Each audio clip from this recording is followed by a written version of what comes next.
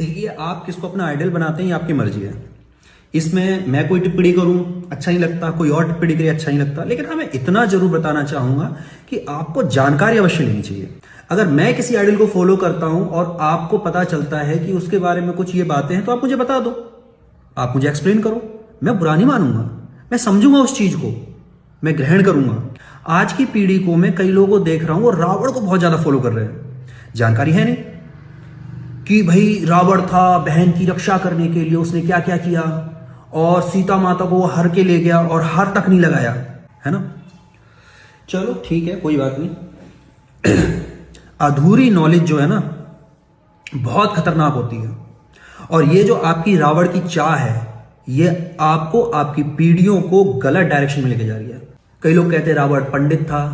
कितनी बार बताऊं भाई साहब, पंडित, ब्राह्मण, वैश्य, शूद्र ये जन्म से नहीं कर्मों से होते हैं।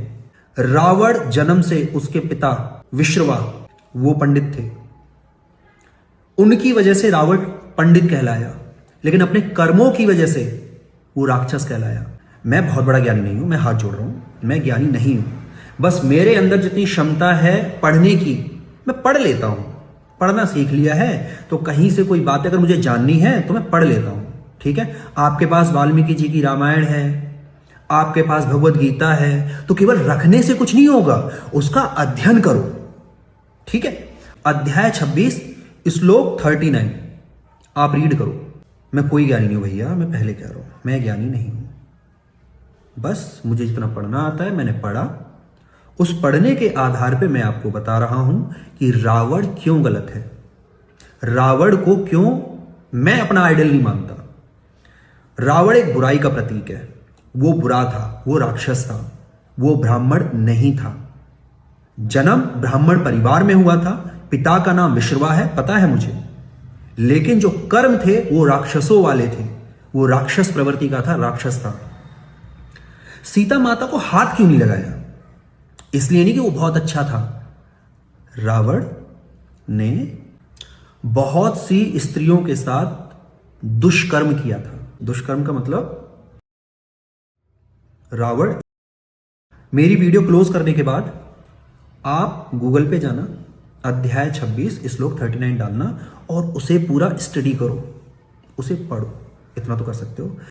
रावण शिव जी की तपस्या करता है, घोर तपस्या करता है, और शिव जी प्रसन्न होते हैं, और प्रसन्न होने के बाद रावण वरदान मांगता है। रावण वरदान में महाशक्तिशाली हो जाता है, बहुत ताकतवर, कोई नहीं हरा सकता। रावण उस वरदान की शक्ति के चूर में तीनों लोकों पे विजय प्राप्त करने के लिए चल देता है। पहले पहुंचता है स्वर्ग लोक। ये मैं कहानी नहीं बना रहा हूं अपनी तरफ से, मनगढ़ंत कहानी, मैं बीच में बोल रहा हूं बार बार। अध्याय 26 श्लोक 39 पढ़ो। मुझ पे विश्वास काहे को कर रहे हो? क्यों मेरी कहानी पे विश्वास करना? सुन लो, वेरीफाई करने के लिए अध्याय पढ़ लेना, है ना। कई ऐसे बच्चे नेट पे सब झूठ है। अरे तो भाई साहब हार्ड कॉपी की पीडीएफ ले लो, मतलब हार्ड कॉपी ले लो, वाल्मीकि जी की रामायण है, मिलती है, आप उन्हें लो। उसमें जब रावण स्वर्गलोक जाता है तो रास्ते में रंभा नाम की अप्सरा रावण को दिखती है। रंभा है रावण के भाई नल कुबेर की बेटे की पत्नी। रंभा को जब रावण देखता है तो सुंदरता पे मोहित हो जाता है, वो हाथ पकड़ लेता है रंभा का। रंभा डर जाती है।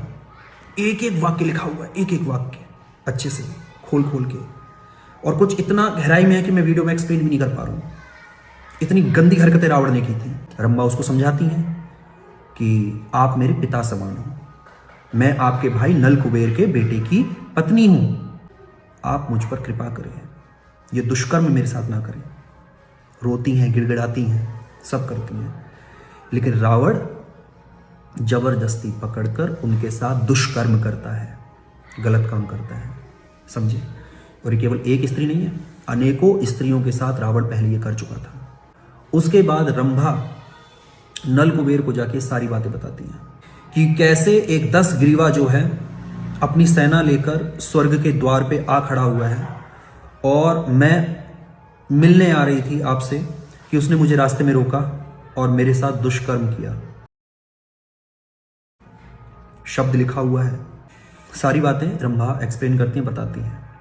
उसके बाद जो नल कुबेर हैं क्रोध में आते हैं और रावण को देते हैं श्राप कि रावण ने कभी भी अगर बिना स्त्री की मर्जी के जबरदस्ती करने की कोशिश की या किसी भी महिला के साथ बलात्कार किया तो उसके सिर के 7 टुकड़े हो जाएंगे। इस श्राप की वजह से रावण ने सीता माता को हाथ नहीं लगाया था।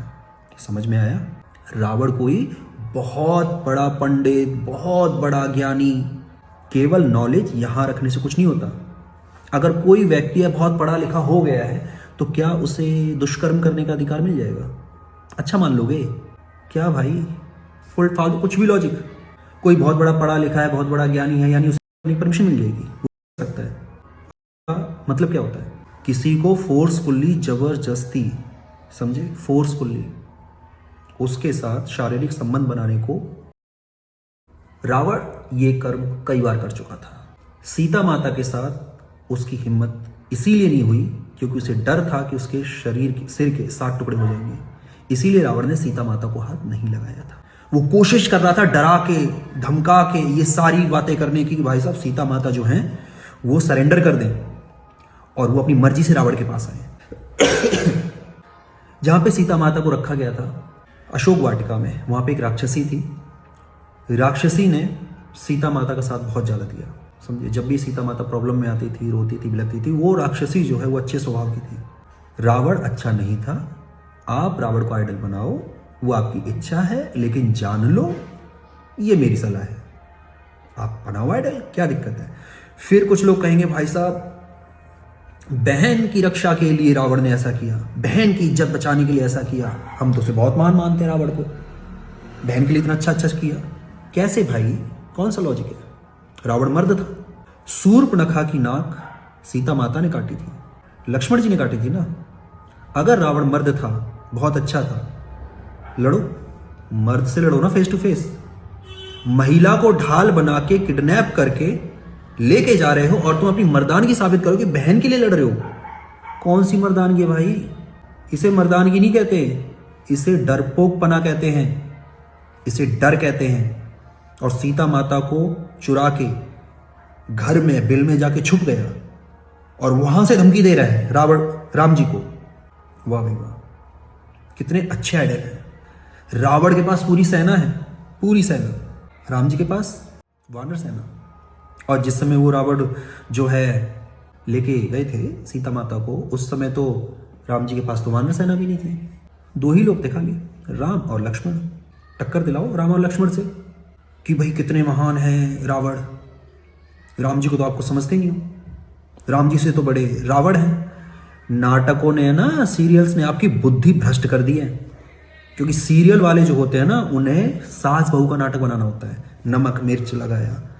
अगर आपको अपने कल्चर को बचाना है ना, तो जो सीरियल्स होते हैं, जो नाटक होते हैं, जो चैनल्स पे आते हैं, इनमें धार्मिक चीज़ों को देखना छोड़ दो। वो आपकी बुद्धि भ्रष्ट कर रहे हैं। कुछ नहीं पता नाटक वालों को, आपको ज्ञान लेना है ना। भगवत गीता है, वाल्मीकि जी की रामायण है, पाठ करो, उससे सीखो। आपको गलत शिक्षा मिलेगी नहीं, आपको कोई गलत फंसाएगा ही नहीं। गलत आदमी को आप जो है आइडल बनाएंगे ही नहीं। एक मेरे पास रील आई थी, रील में जो है लड़की एक जो वही था इंटरव्यूअर, लड़की से पूछता है आपको अगर पति चुनना हो तो राम या रावण, किसके जैसा पति चुनेंगी? तो लड़की कहती है गर्व से, प्राउडली, मैं तो रावण जैसा चुनूंगी। रावण कितना जो है महान था और रावण ने कैसे सीता माता को हाथ नहीं लगाया था और अपनी बहन के लिए इतनी जो है लड़ाई लड़ी थी। बिना जाने नाटकों ने बुद्धि खराब कर दी। सीरियल्स में, सीरियल में देखो ऐसा रावण तो इतना अच्छा है। तथ्य जान लो कि रावण ने सीता माता को हाथ क्यों नहीं लगाया था।